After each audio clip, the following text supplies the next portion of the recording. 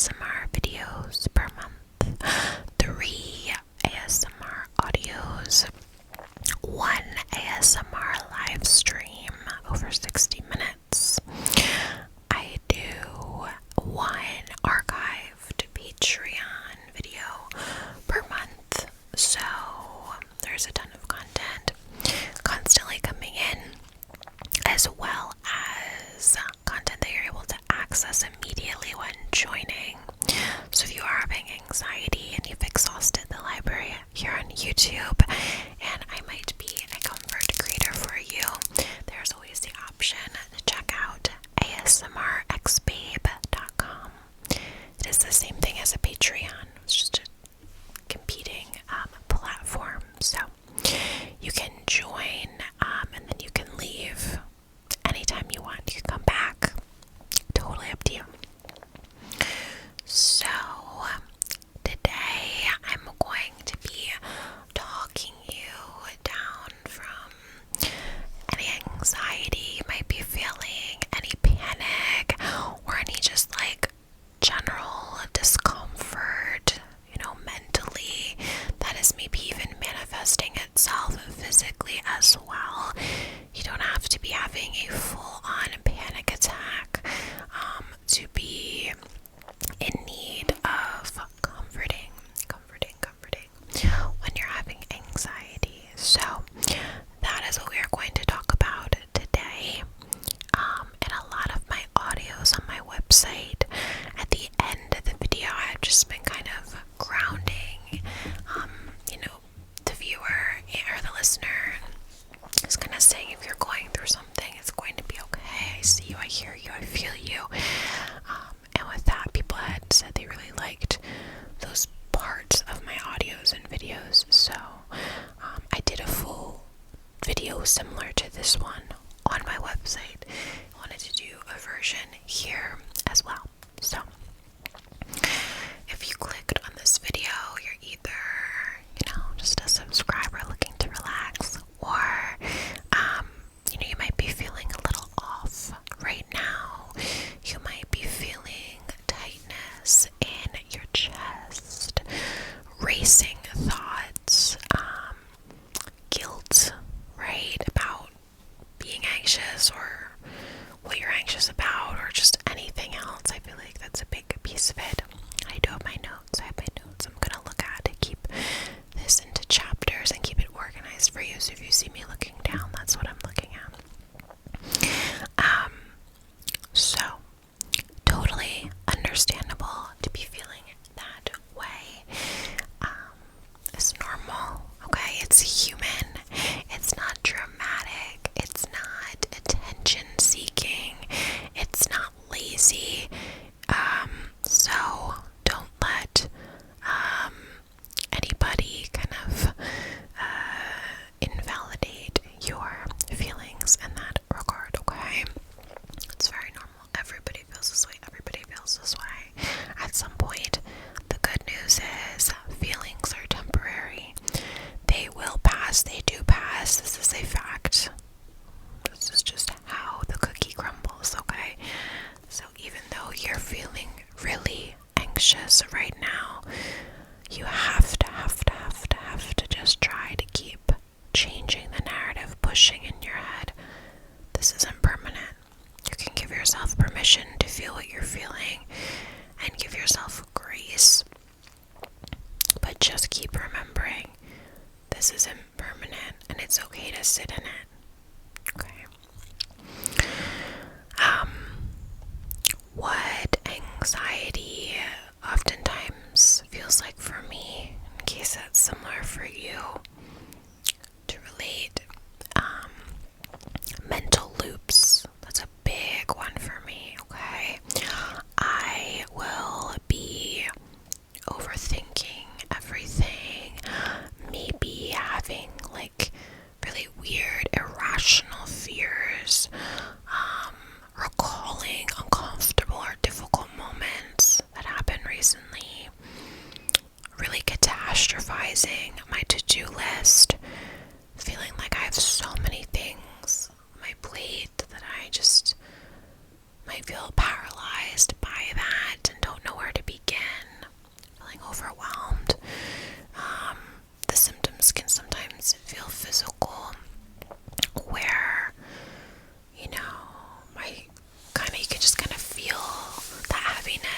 your heart and your chest, like I was saying, your kind of stomach may feel like you've gone on a roller coaster, an upside down loop-de-loop, loop-de-loop, loop-de-loop.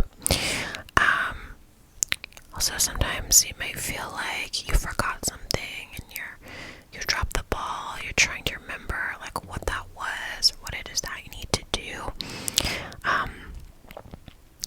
Again, a big part for me is kind of the like, I'm so overwhelmed, I don't know where to start kind of feeling. If I'm in bed,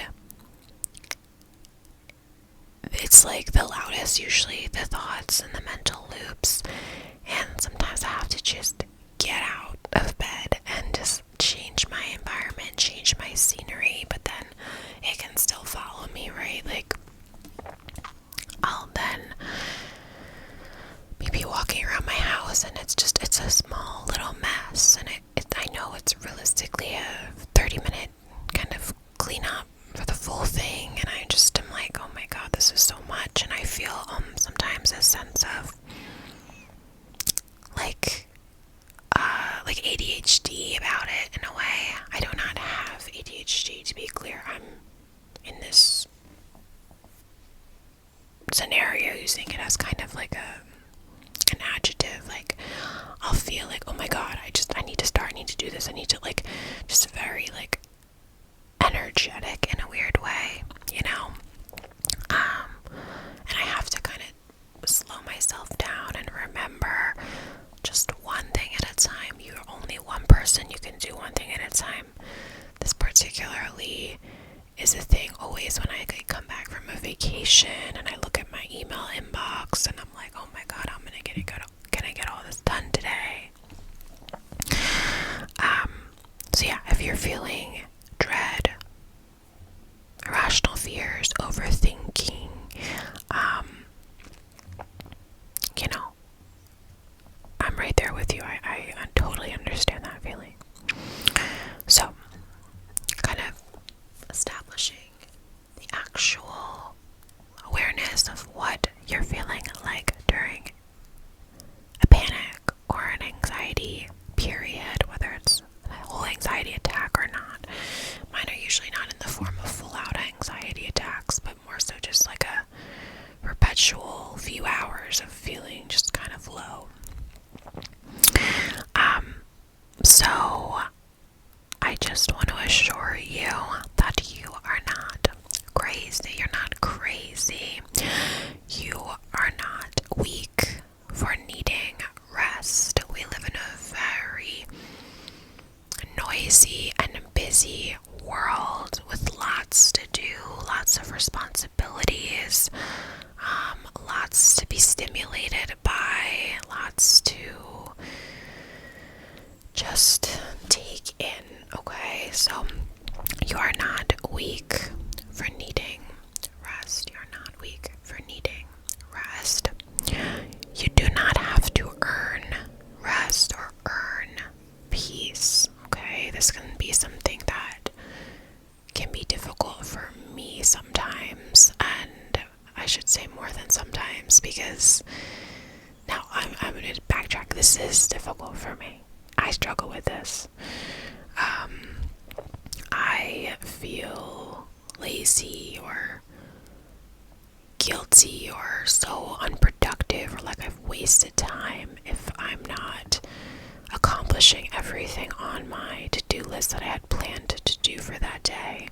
And it's a blessing and a curse, right? Because I do like being that way, because I feel like a pretty productive, balanced person, and I think that accomplishing small little wins for me can actually help my mental health, because I acknowledge them and they feel bigger than they are.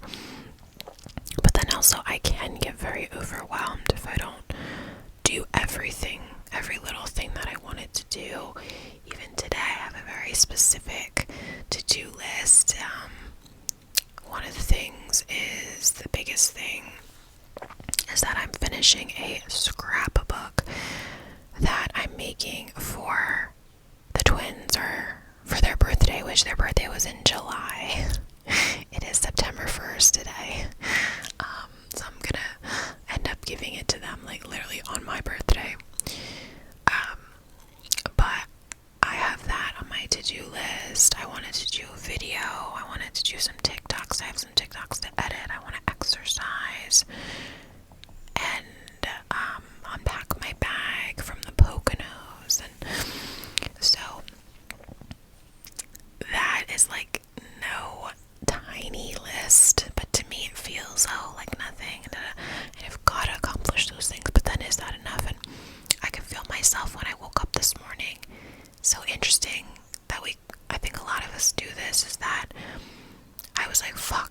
scrapbook.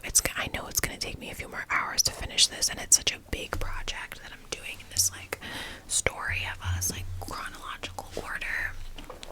I just want to be done with it so I can order it, and I have anxiety about finishing it too late, but then I'm also like, oh, I don't want to start doing it. So it's like, it's the same as like if you're writing a paper, oftentimes the first few words to put on the page are like the most difficult part, you know what I mean? So it's like you have this big thing you need to do, and the bigger it is, sometimes the more difficult it can be to start, or even small things, and then you start it, you're like, oh, that wasn't so bad. Something I put off, for weeks took me 1 hour, or even sometimes 15 minutes. So again, you're not weak for needing to rest. You do not have to earn your peace, and you are not falling behind. You are just tired, okay? So you don't need to force yourself to like be overly productive if it's just not the way that your mind and body is like jiving that day. You shouldn't allow yourself to, rot in your bed for a week straight and, not push yourself to get up and get out. But if you're like me, where you're a bit of an overachiever, it's okay to be a little tired sometimes, even though it may sometimes feel like a foreign feeling. Okay. So, I know I'm talking about differences between anxiety attack or general anxiety. It varies, right? But some grounding things that you can do. I've talked about these before. My number one grounding exercise, not mine, I didn't invent it, but the one that I do that helps the most is really kind of naming 5 things you see around you, or naming 5 facts or 5 smells, or just literally anything. Basically the point of it being to show yourself that your mind is working, you're in control, and to get yourself out of your head and kind of reset. So literally I was doing this yesterday. Me and my husband had to drive home from the Poconos. It is a long drive. It's like 2.5 hours. On a good day, if there's traffic, it's more. So like driving up there took me definitely like 3 hours. And he went before me, so like I was by myself where usually he would drive. And I already don't like being in the car for long trips, let alone if I have to drive, let alone if I'm alone, let alone if I'm like hungover or something, or tired. And so coming home was hard because I knew it was going to be this long drive. I was dreading it. And just sometimes being behind the wheel of a car by yourself, like, it's just can, again, this is me, like, this is hungover. And so I just was like, okay, look down, I'm like, you have French nails right now. French nails are a white tip with pink clear polish underneath. You are, wearing a green t-shirt. You can hear the other cars. You can see in front of you your husband's car. His name is Tony. He drives, you know what I mean? So things like that. 2 plus 2 is 4. I smell hot dogs right now. That, to me, the grounding of it all, touch, I can feel. I'm holding onto this white desk right now. It's made of wood, like, just to show myself I'm not crazy.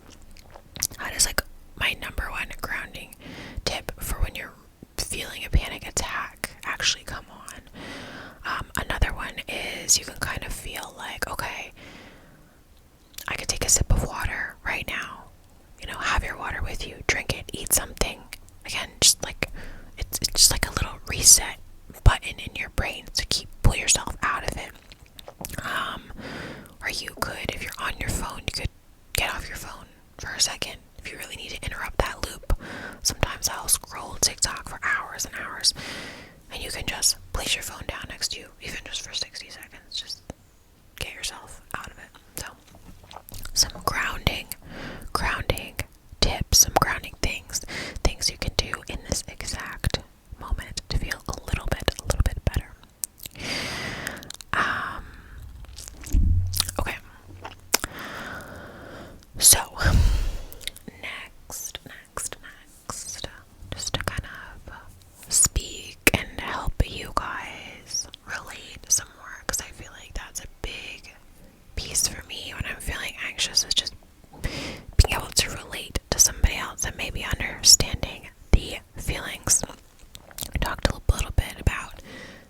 vision paralysis. This is a huge piece, again, of anxiety for me, where I have 5 different things to do and I just don't know which one to start first. Or I'll think about all of the assignments I have for work and think, oh my god, where do I begin? Like, what email should I open first? What task should I do? And I really have to work like hard to bring myself to just say, pick one thing, do it, move on. It doesn't have to be the shortest thing, the longest thing, the whatever. Just pick a thing, okay? Because at some point you just gotta get started. And a body in motion stays in motion. That is like from your science class, okay? I think it's also, again, a theme that we often feel guilty even when everything is fine. You might have think that you did something really bad, and by the way, you might have done something bad. That doesn't mean you're a bad person, okay? Within the world today, there's like a fucking epidemic going on where people cannot understand nuance, and like people are villainized for doing things that are, yes, bad, but then we want to take away their whole life and bully them and watch them crumble to the ground. And sometimes people deserve this, like killers and rapists and things like that, but sometimes people made a mistake. Like, even, oh my god, I'm gonna pivot for a second, random story, but I'm curious of your thoughts on this. Like, I am number one, like, I am all for male slander sometimes, right? Because sometimes they like deserve it, but I feel like it crosses the line sometimes and people like are not seeing. So for example, I watched a TikTok of a young woman that had a guy come home with her to her apartment, and I guess they were gonna hook up, whatever. Instead, he fell asleep in her bathroom, and when he did that, she looked through his phone and like read off everything she saw in a TikTok that like I don't want to say went viral, but like got like thousands and thousands of views. And she's like reading his texts, and she's like, oh, he's supposed to go on a date with this one girl tomorrow. She said, you know, she's going to bed, or some other girl said this, or he's supposed to go on a date, boys' night with this guy. Like, and I'm just thinking to myself, like, why are you doing this? Like, first off, obviously the guy's single, so it's not like you just found out he like had a girlfriend or something and you're wanting to call him out, which even that I don't think is appropriate. Like, I just don't think that people should be getting into people's business like that these days, like exposing people on TikTok, exposing strangers. Like, you have no idea their situation, and like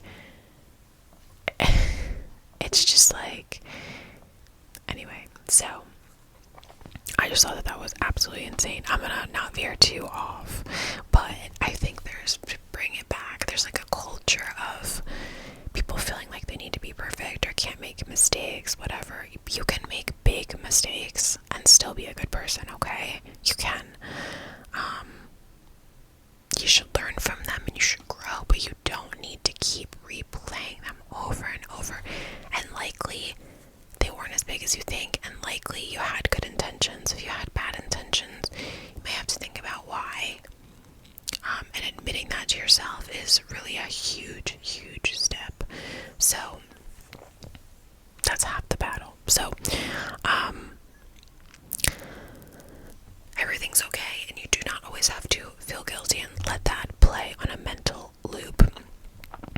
Sometimes anxiety too can show up as like irritability or wanting to isolate. You know, if that sounds familiar to you. For me, that's definitely a thing. And it's funny because it's always like in the mornings. And if, you know, somebody will contact me like through work in the morning or Monday morning, I'm like, oh my god, like, go away. Even though it's like within work hours. But then a few hours later, like after being forced to talk to somebody or forced to get on a meeting, I usually feel better. Just yawned. So yeah, if your anxiety shows up has irritability, wanting to isolate. That's super normal. And you can kind of admit to yourself that you sometimes also like don't want to be around anyone, but you want to know that somebody is nearby, and that's okay as well. So okay, a few affirmations for you. You are still you, even when your brain is loud. I'm getting text. Sorry. You are still you, even when your brain is loud, okay? You still have good ideas. People still love you. You're not annoying or broken, okay? People still love you. You are not annoying or broken. I know I need to hear that. You are doing so much better than you think. You are doing so much better than you think. If you're worried about it, if you're worried about how you're doing, you're usually doing better than you think. You are allowed to not be okay and still be growing. You are allowed to not be okay and still be growing. Always, forever, by the way. There's not an expiration date on it. You don't leave your 20s or your teens and become an adult. You don't leave your 20s and like have all your shit together. Like, it just doesn't work that way. Slow and steady wins the race. All you can do is try to be a little bit better today than you were yesterday. Okay. So, to kind of close this, more affirmations. You do not need to figure it out all tonight. You don't need to figure all of it out tonight, and you won't, and that's okay, alright? You're shooting for like 1% better per day, per hour, whatever. You can stay here as long as you need, okay? If you need to watch this video again 2-3 more times, if you need to take a full hour for yourself and just snuggle up in your bed and get cozy, and wherever you are always with you. And like, how can I say this? Like, I sometimes think like when I work from home, I'm like, they can't get me here. Like, I'll always have me. And I think being able to comfort yourself no matter what environment you're in, whether you are commuting to work on the train and you just feel like a speck of dust on this big earth and you feel alone and small, you always have yourself. You always have your inner monologue to comfort yourself and just be brave and say that it's going to be okay, and one thing at a time. Nobody can get you, okay? Your brain, your thoughts, that's all you. You have that. You have control over that. I know it sometimes feels like you don't, but it's like a practice. You just keep kind of getting better at it, and nobody can get you up here, alright? This is for you. You can always comfort yourself. Go back to your affirmations. Come back to this video, whatever you need. I am proud of you, okay, for even making it to this video, acknowledging you're not feeling well, wanting to do something to try and feel a little bit better. So I am proud of you, and you for making it to this video, okay.